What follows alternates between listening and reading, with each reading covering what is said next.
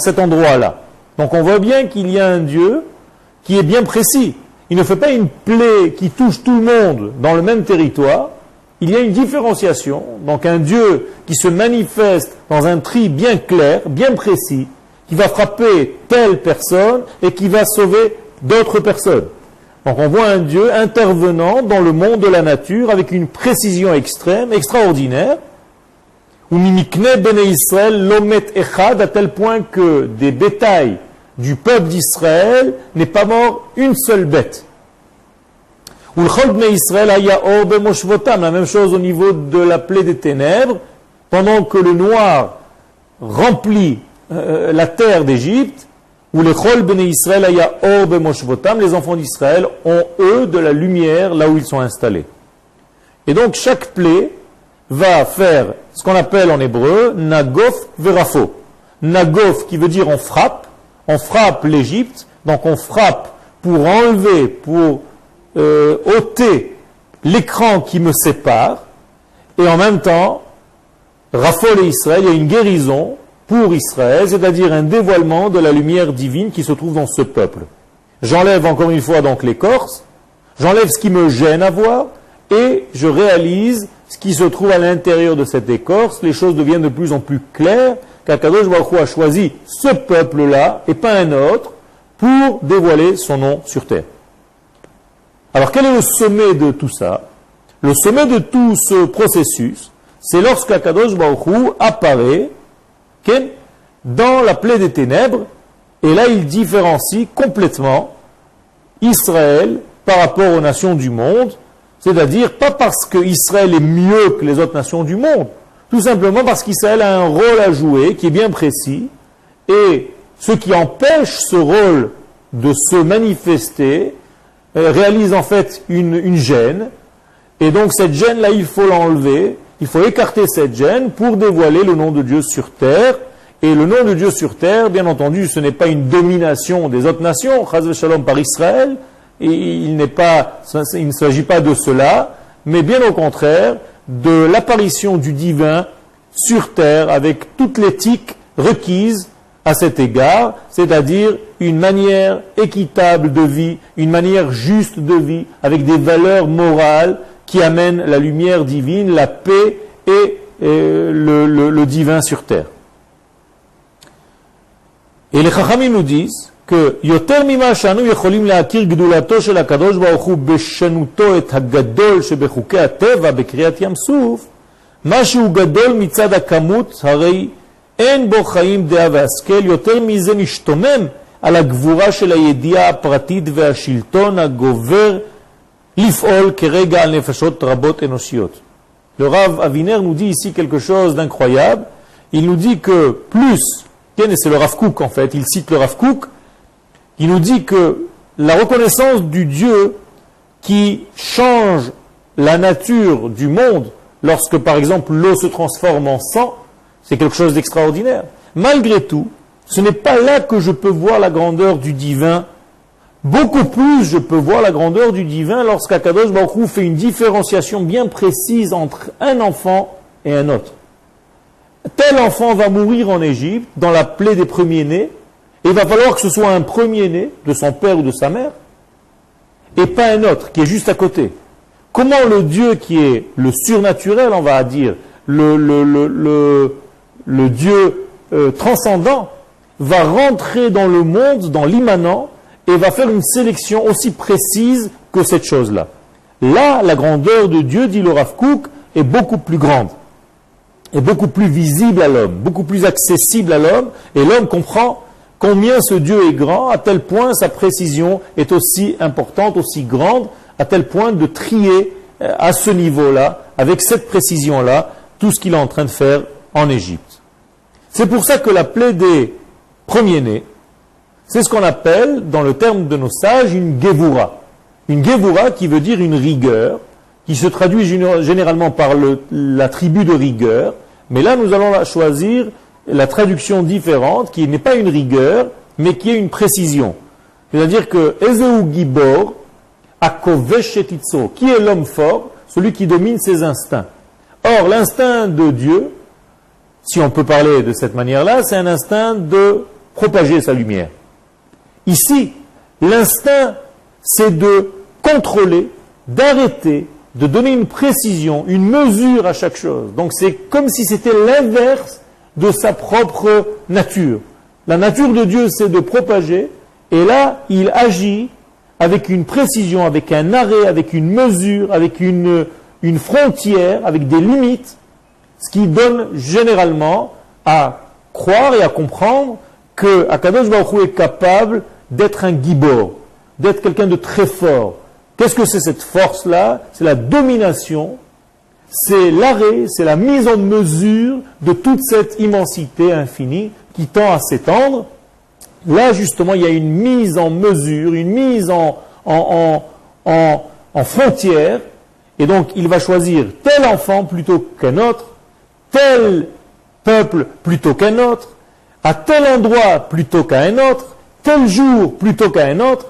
Et donc ce n'est pas une plaie qui vient comme pourraient le décrire des scientifiques. Ce jour-là, il y a eu un volcan qui a coulé, et donc il y a eu une couleur rouge qui est arrivée jusqu'en Égypte, qui a rempli le Nil de cette couleur-là. Non, puisque les sages nous expliquent, et la Torah nous le dit précisément, lorsqu'un enfant d'Israël prenait à boire, lui, c'était de l'eau, et l'autre, juste à côté, c'était du sang. Autrement dit, ce n'est pas une plaie scientifique qui vient et qui est égale pour tout le monde. Il y a ici une sélection. Et cette sélection, c'est une précision extraordinaire qui se retrouve en Égypte. Et de là, nous voyons la grandeur d'Akadosh Baruch Hu. Et donc là, nous voyons la puissance de sa main avec une connaissance précise, individuelle de chaque événement et frapper tel endroit plutôt qu'un autre. Ça, c'est une grandeur divine qui nous dépasse complètement. Bien entendu, je répète, le but de toutes ces plaies en Égypte n'était pas seulement de faire libérer le peuple d'Israël de là-bas. Parce que pour libérer le peuple d'Israël d'Égypte, on aurait pu le faire d'une autre manière. Akadosh Baruch Hu, qui est le Tout-Puissant, aurait pu choisir un autre chemin, une autre manière d'agir. Il s'agit ici de quelque chose d'autre. On aurait pu faire sortir les enfants d'Israël avec une seule plaie, avec un seul coup qui annule entièrement l'Égypte, les enfants d'Israël auraient été libérés. Là, il y a quelque chose de bien beaucoup plus fort. Akadosh Baruch Hu, lui-même, va retarder, il va mettre en mesure, là aussi les mesures, ses propres plaies. C'est-à-dire qu'il ne les donne pas tout de suite. Il les donne petit à petit, avec une évolution, avec une précision, avec un temps. Et chaque plaie va devenir une évolution dans le processus. Akadosh Baruch Hu dans cette paracha dit à Paro, Bo el Paro, dit à Moshe, Bo el Paro. Vous avez une question? Oui, c'est pas parce que les Israël n'étaient pas du tout prêts de sortir d'Égypte. C'est pas à cause de ça qu'il a fait petit à petit à Akadosh Baruch Hu. Sinon, ils n'auront pas pu un Moshe, sinon ils seront, je sais pas. Alors, l'une des raisons, c'est la raison que vous évoquez, c'est-à-dire pour préparer le processus de la Géoula. Mais là, il y a quelque chose encore de beaucoup plus fort. C'est-à-dire qu'il faut reconnaître d'abord que le peuple d'Israël reconnaisse qui il est. Et cette reconnaissance du peuple d'Israël de qui il est vient au fur et à mesure des plaies qui sont en train d'être frappées sur l'Égypte. C'est-à-dire que lorsque Israël voit ce qui se passe autour de lui, petit à petit, il est en train de prendre conscience de son identité. Donc, Akadosh Baruch Hu, s'il veut, il ne veut pas, de toute manière, il va faire ça petit à petit. Ça veut dire que Akadosh Baruch Hu, et c'est là la Gvura, c'est là sa puissance, ce qu'on appelle le Gibor, il respecte le rythme de l'homme. Il ne fait pas les choses en tant que Dieu, lui, tout-puissant, où en un seul acte, il aurait pu tout détruire. Il y a ici une évolution qui va respecter le rythme du peuple d'Israël qui se trouve en Égypte et qui lui-même doit subir cette reconnaissance de soi. Donc Akadosh Baruch Hu va dire à Moshe Rabbeinu, Bol Paro, ki ani chbadeti et libo ve'et lev avadav. La Torah nous le dit précisément. Viens chez Paro, car moi, Akadosh Baruch Hu, je contrôle la rapidité de mes plaies. Je vais renforcer son cœur pour ne pas qu'il accepte tout de suite. Ça veut dire, moi, Kadosh Baruch Hu, je retarde, je mesure mes plaies pour ne pas que ce se fasse d'une seule traite, d'un seul coup. Les ma'an shiti, ototai elle bekirbo, pour justement frapper et donner toutes mes forces et tous mes signes, otot, des signes, des lettres, en son sein. Les ma'an s'appellent beoznei bincha ou ben bincha. Pourquoi faire tout ça? Pour que tu racontes, toi, à ton fils et à ton petit-fils, et ta chérita l'alti ben Mitzrayim, comment je me suis comporté, moi, Dieu, en Égypte, et ce que j'ai fait subir à ce peuple-là, pour que tu puisses reconnaître ton identité et ce que je suis prêt à faire pour toi, pour te sélectionner pour le but pour lequel tu as été créé. Donc en réalité, Akadosh Baruch Hu empêche le pharaon son annulation à Dieu. Car il aurait pu annuler complètement le pharaon, directement. Et Akadosh Baruch Hu maintient un refus chez ce propre pharaon pour que ce pharaon, à chaque fois, se rebelle, n'accepte pas tout de suite. Qui contrôle tout ce refus-là? C'est Akadosh Baruch Hu. Il ne le frappe pas tout de suite. Il le frappe par mesure, petit à petit. Akadosh Baruch Hu, il a dit qu'il s'est révélé tant qu'Elohim à Abraham, à Isaac et à Jacob, il s'est le monde devant Moshe, il a dit que je suis Hachem. Oui. Mais Pharaon, il ne connaissait pas Hachem. Comment il pouvait réagir? Justement, si le but c'était d'annuler le pharaon immédiatement, alors une seule plaie vient et on en termine. On termine le travail. Là, on voit qu'il y a une évolution, qu'il y a une recherche, qu'il y a un processus qui n'est pas justement pour punir un peuple. Les plaies d'Égypte, si on pose la question à quelqu'un dans la rue, pourquoi Akadosh Baruch Hu a apporté des plaies en Égypte? Quelle est la réponse qu'on attend généralement? C'est parce qu'Akadosh Baruch Hu a puni l'Égypte d'avoir enfermé le peuple d'Israël autant de temps avec autant de souffrance. Alors là, on peut poser la question, reposer la question. On n'a qu'à les frapper en une seule plaie et les détruire totalement, immédiatement. Or, on voit qu'Akadosh Baruch Hu lui-même mesure la plaie. Il donne une plaie qui n'annule pas totalement l'Égypte. Il la laisse encore un petit peu vivre, et encore un petit peu vivre, et encore un petit peu vivre. Il y a une évolution, une graduation dans les plaies. Il y a 7 plaies dans la paracha de la semaine dernière, il y a encore 3 plaies dans cette paracha. Pourquoi? Pourquoi Kadosh Baruch Hu fait les choses graduellement? Pourquoi les plaies ne viennent pas directement? Pourquoi Kadosh Baruch Hu prend le temps d'endurcir le cœur du pharaon petit à petit? Et là, on est obligé de conclure qu'en réalité, il y a un but. Un but, c'est pas pour faire du mal, c'est pas seulement pour détruire, c'est pas seulement pour frapper l'ennemi, pour frapper l'Égypte. Mais il y a une raison beaucoup plus profonde. Et la raison en hébreu, Vidatem ki ani Hashem.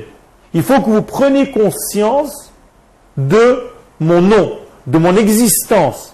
C'est-à-dire que je me mets à votre mesure, à la mesure de la création du monde. N'oublions pas que le monde a été créé en 10 paroles, en 10 étapes.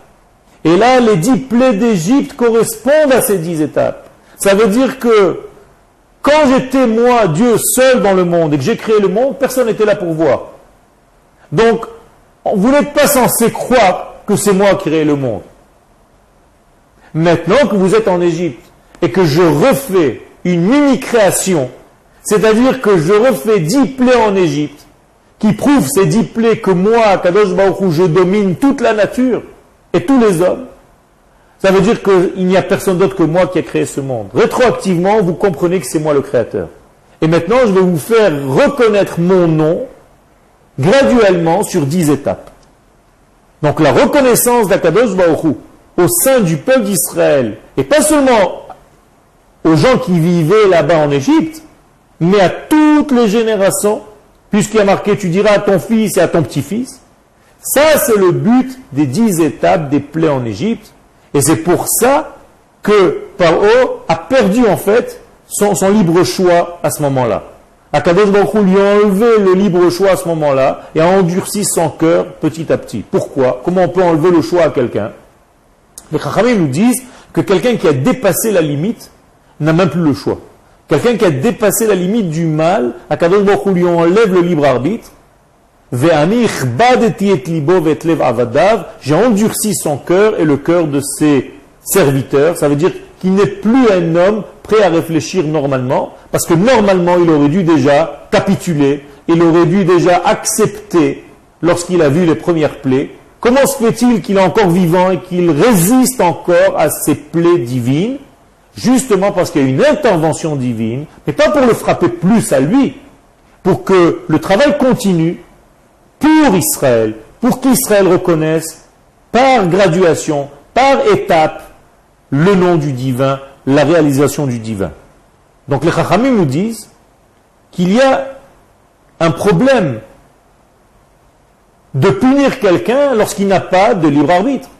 Comment tu peux punir quelqu'un s'il n'a pas le libre arbitre? Si Akadosh Baruch Hu enlève le libre arbitre du pharaon, comment il peut après le punir?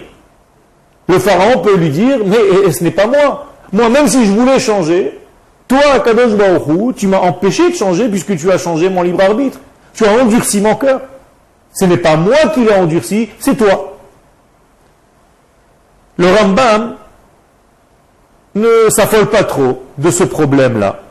Dans Shmona Prakim, au chapitre 8, il nous dit qu'en réalité, que le libre arbitre est un cadeau que Dieu a donné à l'homme. Et Akadosh Baruch Hu l'a donné comme un cadeau. Mais il peut aussi le reprendre, le retirer. C'est-à-dire que l'homme qui a reçu le cadeau du libre choix dans sa vie de ses actes, peut perdre ce libre choix, comme Akadosh Baruch Hu lui a donné, comme ça Akadosh Baruch Hu peut lui retirer. Et donc l'homme est libre, mais il n'est pas libre de choisir d'être libre ou pas. Vous avez compris? Ça veut dire qu'Akadosh Baruch Hu choisit de donner la liberté à l'homme, mais l'homme ne peut pas être libre de choisir si lui-même est libre ou il n'est pas libre. Ça veut dire qu'il y a toujours un choix du divin. C'est Akadosh Baruch Hu qui décide de ce degré-là. Akadosh Baruch Hu, autant il peut donner le choix, autant il peut le retirer. Et donc, puisque nous sommes dans cette situation-là, oui, vous avez une question? Comment des êtres humains alors peuvent-ils juger d'autres êtres humains sans avoir connaissance de ce libre arbitre ou pas? Alors, nous ne jugeons pas en fait, nous jugeons une réalisation, une manifestation. C'est-à-dire que moi je dois comprendre tout simplement d'abord pourquoi moi je suis dans telle et telle situation. Le peuple d'Israël n'a pas maintenant à juger le Pharaon. Ce n'est pas notre problème. Ça c'est le problème du divin. Nous, peuple d'Israël, on doit réaliser qui nous sommes en Égypte. Akadosh Baruch Hu fait son travail comme il doit le faire, il respecte notre rythme et il nous donne le temps de réaliser qui nous sommes. Ce n'est pas qu'on veut se venger du Pharaon, qu'on veut lui faire quelque chose. D'ailleurs, le peuple d'Israël n'a rien fait. C'est Akadosh Baruch Hu qui fait le travail au sein de ce Pharaon là-bas, puisque tout est intervention divine en Égypte. Mais le peuple d'Israël a un seul travail en Égypte, c'est de réaliser son identité, de savoir qu'il est peuple et que ce peuple a un chemin, qu'il a une direction, qu'il doit sortir de cet état qui l'étouffe pour aller vers la terre d'Israël, qui en fait est le but pour lequel il a été créé, qui va lui permettre justement de réaliser ce divin sur terre. Donc, nous ne sommes pas en train de rentrer dans la catégorie de ce que l'homme représente lorsqu'il est en train de faire ces choses ou pas, tel que le Pharaon. Okay? Il s'agit donc ici de quelque chose de très nouveau. Il y a une nouvelle existence. L'existence, comme nous l'avons dit tout à l'heure, c'est l'existence du peuple d'Israël. Le peuple d'Israël apparaît. Il y a l'apparition du peuple d'Israël, qui est une nouveauté dans le monde entier, et une nouveauté pour le monde entier. Parce que tant que Israël n'apparaît pas dans le monde peut continuer avec son état qui n'est pas encore dans la morale. Mais dès que le peuple d'Israël va apparaître dans le monde, va apparaître aussi une obligation de morale d'Israël. Et donc il y a ici un compte qui est beaucoup plus collectif que tout simplement un petit peuple qui est en train de sortir d'Égypte. C'est pas de ça qu'il s'agit. Il s'agit en fait de libérer le peuple d'Israël, donc de libérer l'énergie d'Israël dans le monde qui va faire changer la face du monde.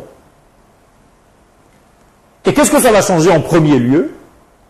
Puisqu'il s'agit là d'un peuple, donc ça va venir contre l'individualisme. Ça veut dire que la première des choses qui va prendre un coup, c'est l'individualisme dans le monde. À partir du moment où il y a une notion de peuple qui apparaît, le côté individuel va diminuer. L'égoïsme va diminuer parce qu'il y a ici une référence à un peuple, à un collectif. Et donc tu es obligé maintenant de prendre en compte quelque chose de beaucoup plus large. Ta vision ne peut pas être étriquée, restreinte à un petit degré. Et donc, on va enlever le libre arbitre du pharaon parce que ça va aider au dévoilement de ce tout. Donc, Akadosh Baruch Hu va enlever le libre arbitre d'un homme parce qu'il y a ici une résonance qui est beaucoup plus large. Donc, Akadosh Baruch Hu va choisir, d'enlever le libre arbitre d'un homme pour faire gagner la compréhension, la mise en place d'un tout. Ce qu'on appelle le Klal Israël, l'Assemblée d'Israël. Donc les comptes, généralement, que nous avons l'habitude de Sachar et de Onesh, de récompense et de punition au niveau individuel, n'ont plus ici de place. Il ne s'agit plus de ça ici. Il s'agit de quelque chose de beaucoup plus large, de beaucoup plus grand. Bien entendu, on ne peut pas dire qu'Akadosh Baruch Hu va changer sa propre nature et qu'il ne va pas payer à chaque individu ce que cet individu a causé. Akadosh Baruch Hu mekaper sachar shel kol bria vebria. Akadosh Baruch Hu ne peut pas annuler la récompense de chaque être vivant. Paro va recevoir sa récompense sur sa bonne volonté de vouloir libérer le peuple d'Israël, parce qu'il a dit « je veux libérer le peuple d'Israël ». Il dit même « Akadosh Baruch Hu, c'est le tzaddik, et moi et mon peuple, nous sommes les Réchaïm ». Et donc si Akadosh Baruch Hu n'avait pas alourdi, endurci son cœur, il les aurait peut-être laissés sortir. C'est Akadosh Baruch Hu qui a maintenu le feu, qui a endurci le cœur du Pharaon pour ne pas que cet acte de les laisser sortir se fasse immédiatement. Donc Akadosh Baruch Hu ne peut pas punir Paro, Akadosh Baruch Hu va récompenser Paro pour cette volonté de libérer le peuple d'Israël, après avoir reçu les plaies. Mais maintenant, il y a des choses beaucoup plus importantes à s'occuper. Il y a des choses beaucoup plus larges, beaucoup plus collectives à réaliser. Et donc on va mettre l'histoire du Pharaon de côté. C'est une histoire individuelle. Il va recevoir sa récompense, mais pas tout de suite. On va s'occuper tout de suite des choses qui sont beaucoup plus nécessaires, beaucoup plus à l'ordre du jour. Et il y a aujourd'hui une nécessité de s'occuper du klal, quelque chose de beaucoup plus large. Et donc il y a 10 nissim, 10 miracles que nos pères ont vus en Égypte. Comme nous disent les Chachamim, Eser makot tevi Akadosh Baruch Hu la Mitzrim be Mitzrayim. Akadosh Baruch Hu a fait venir en Égypte, c'est marqué dans les Pirkei Avot, chapitre 5, dans la Mishnah 5, 10 plaies Akadosh Baruch Hu a fait venir sur les Égyptiens en Égypte. Qu'est-ce que ça veut dire?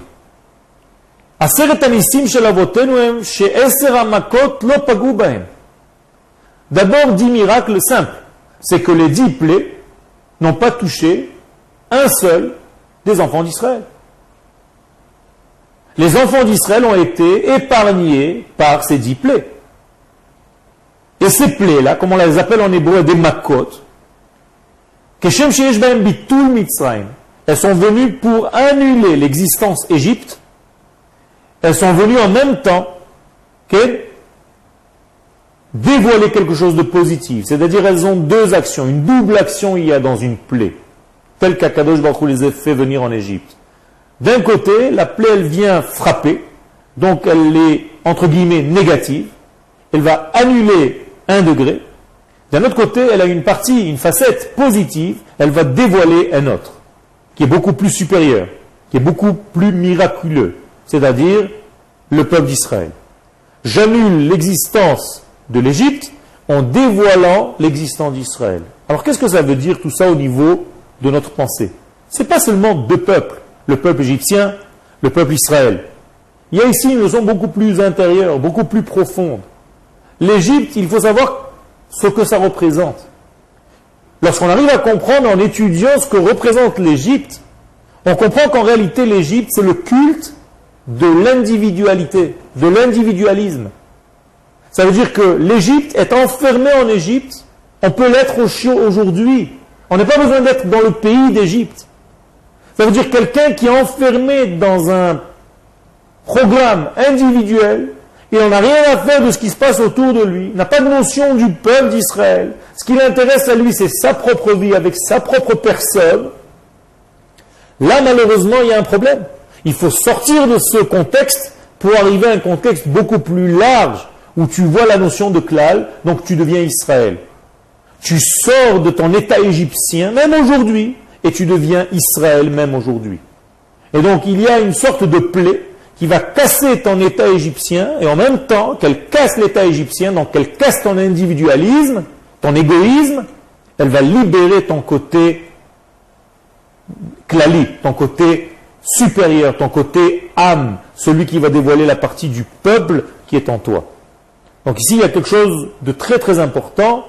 D'un côté, on casse un degré, et en même temps que l'on casse ce degré-là, on libère l'autre degré, celui de l'essence de notre peuple.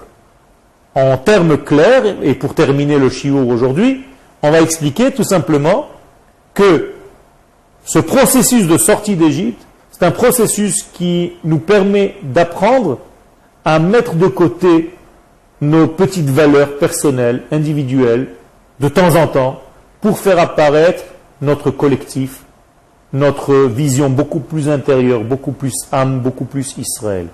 Et que si nous savons faire ce choix, que si nous savons reconnaître l'âme Israël qui est en nous, alors nous sortons d'Égypte. Nous sommes libérés de cette prison. Et je traduis le terme Égypte en hébreu, Mitzraïm. Si vous prenez les lettres de Mitzraïm, c'est Metzar, prison, Mi, du qui. C'est-à-dire la prison de l'identité. Donc Mitzraïm veut dire prison de l'identité. La prison de l'homme qui ne sait pas reconnaître qui il est. Or, qui nous sommes à l'intérieur de nous, nous sommes un peuple. Akadosh Baruch Hu a dit à Abraham, je ferai de toi un peuple. Lorsqu'on sort d'Égypte, on va mettre de côté l'individuel qui cache, qui étouffe, et on va libérer le côté du peuple qui va en réalité nous permettre de réaliser le divin qui est en nous. C'est juste en prenant conscience de notre collectif que nous pouvons commencer à faire le travail. Ve'esra le goy gadol, on dit à Abraham, je ferai de toi un grand peuple, et pas le ish gadol, pas un grand homme.